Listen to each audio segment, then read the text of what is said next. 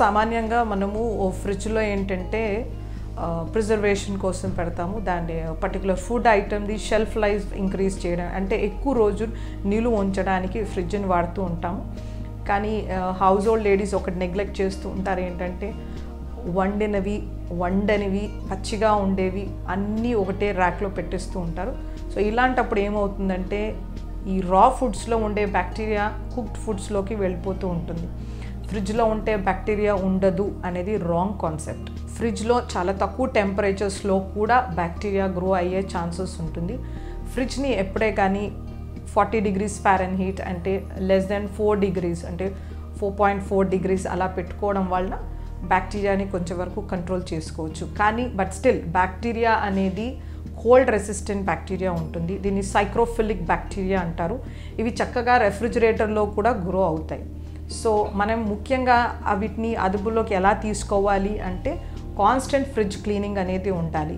దానికోసం లిక్విడ్స్ దొరుకుతూ ఉంటాయి. ఆ లిక్విడ్స్ కానీ డిటర్జెంట్ లిక్విడ్స్ని కానీ ఫుడ్ ఐటమ్స్ని ర్యాక్స్ని బయటకు తీసి ఇండివిజువల్గా క్లీన్ చేసి రెఫ్రిజిరేటర్ని కూడా క్లీన్ చేసుకోవాలి.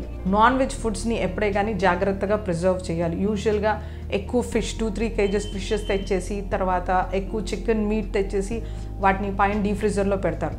సో అలాంటప్పుడు ఏమవుతుందంటే వాటిలో ఉండే జ్యూసెస్ అన్నీ కిందకి సీపెన్ అవుతాయి. అలా సీపెన్ అయినప్పుడు అక్కడ కింద ఉండే కుక్డ్ ఫుడ్స్ రా ఫుడ్స్ కంటామినేట్ అవుతాయి.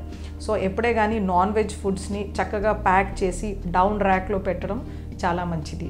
అలాగే కొనుక్కున్న కూరగాయలు కూడా మంచి జిప్లాక్ కవర్స్లో పెట్టడం కానీ వాటిని క్లీన్ చేసి చాప్ చేసి 1-2 days బిఫోర్ పెట్టుకోవడంలో నష్టం ఏమి ఉండదు.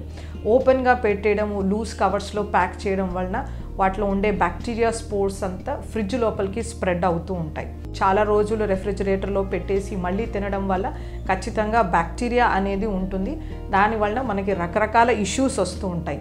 So careful packing of food most important. తర్వాత నాన్ వెజ్ ఫుడ్స్ని సెగ్రిగేట్ చేసి సెపరేట్ ర్యాక్లో పెట్టడము. తర్వాత మిల్క్ అండ్ మిల్క్ ప్రోడక్ట్స్ని చిల్లర్ ట్రేలో కానీ డీఫ్రీజర్లో కానీ జాగ్రత్తగా పెట్టాలి. ఎస్పెషల్లీ పన్నీర్, టోఫు ఇలాంటి ఫుడ్స్ ప్యాక్డ్ అయినా సరే వీటిని కరెక్ట్ టెంపరేచర్స్లో పెట్టకపోతే ఫంగల్ ఇన్ఫెక్షన్స్ వచ్చే ఛాన్సెస్ చాలా ఉన్నాయి. మనకి లిస్టీరియా, విబ్రో, సూడోమోనాస్ ఇలాంటి బ్యాక్టీరియా చాలా కనబడుతూ ఉంటాయి. వీటితో మనకి మెనింజైటిస్ వచ్చే ఛాన్స్, సెప్సిస్ వచ్చే ఛాన్స్, తర్వాత డిసెంట్రీ కానీ డయేరియా కానీ వచ్చే ఛాన్సెస్ ఎక్కువ ఉన్నాయి.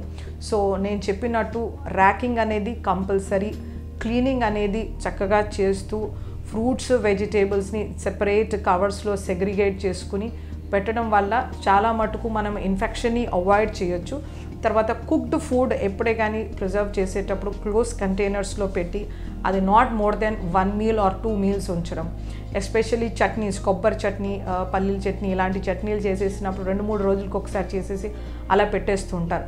మధ్యలో ఎస్పెషల్లీ సమ్మర్స్లో పవర్ కట్స్ ఎక్కువగా ఉంటాయి.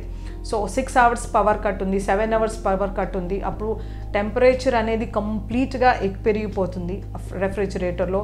అప్పుడు ఆ చట్నీలో బ్యాక్టీరియల్ గ్రోత్ ఎక్కువగా ఉంటుంది, ఫంగస్ గ్రోత్ ఉంటుంది. తర్వాత మనము పట్టించుకోము ఆ పవర్ కట్ అనేది.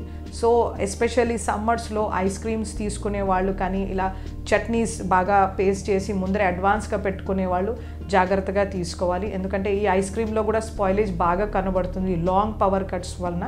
సో రెఫ్రిజిరేటెడ్ ఫుడ్స్ని మనం మానిటర్ చేసుకోవాలి. బాగా కవర్ చేసుకొని క్లీనింగ్ చేసుకోవడం వల్ల వాటి నుంచి వచ్చే మనకి ఎఫెక్ట్స్ బాగా తగ్గించుకోవచ్చు. అలాగే ఎవరైనా ట్రాన్స్ప్లాంట్ అయ్యే పేషెంట్స్ మాత్రం రెఫ్రిజిరేటర్ ఫుడ్స్ మాత్రం అస్సలు తీసుకోకూడదు. వాళ్ళు కంప్లీట్గా అవాయిడ్ చేసి ఉంటే కనుక మంచి రిజల్ట్స్ కనబడతాయి.